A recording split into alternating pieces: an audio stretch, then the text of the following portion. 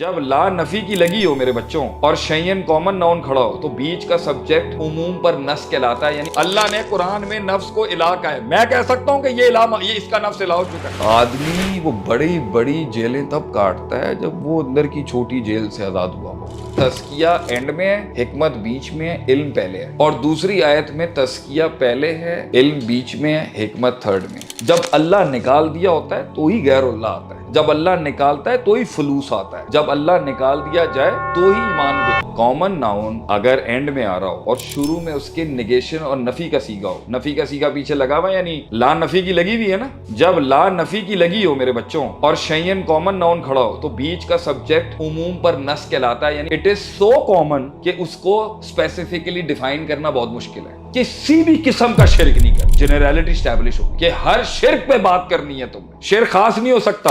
अल्लाह ने कुरान में नफ्स को इला कहा है। मैं कह सकता हूं कि ये इसका नफ्स इला हो चुका है। आप कह सकते हैं, आप दावा कर सकते हैं किसी के नफ्स के ऊपर के वो इला बना चुका है। हम उस पे हुस्ने ज़न रखेंगे कि भाई इसका मामला अल्लाह के साथ है। आप पब्लिक पे फतवा नहीं लगा सकते कि इसका ये नफ्स परस्त बन चुका है, ये इबादत कर रहा है नफ्स की। आदमी वो बड़ी बड़ी जेलें तब काटता है जब वो अंदर की छोटी जेल से आजाद हुआ हो और वो नफ्स की पाकी है। तस्किया नफ्स है। तस्किया नफ्स के बगैर वो कैसे मैदान अमल में काम करेगा? जब उसके सामने शैतान और बड़ी बड़ी ताकतें अपने रंग रूप बदल रहे होंगे तो वो कैसे उस मैदान अमल में काम करेगा? इस आयत के अंदर तस्किया एंड में है, हिकमत बीच में है, इल्म पहले है। और दूसरी आयत में तस्किया पहले है, इल्म बीच में है, हिकमत थर्ड में। तो ये क्रोनोलॉजी की एक औकात हैसियत है। इस सिलसिला तब्दीली जो नबियों से शुरू हुई है, इसकी शुरुआत भी तस्किया नफ्स से, इसका इख्तिताम भी तस्किया नफ्स से। कि तहरीक, इंसानी तहरीक जो जमाल और कमाल और एक्सीलेंस तक पहुंचनी है ना,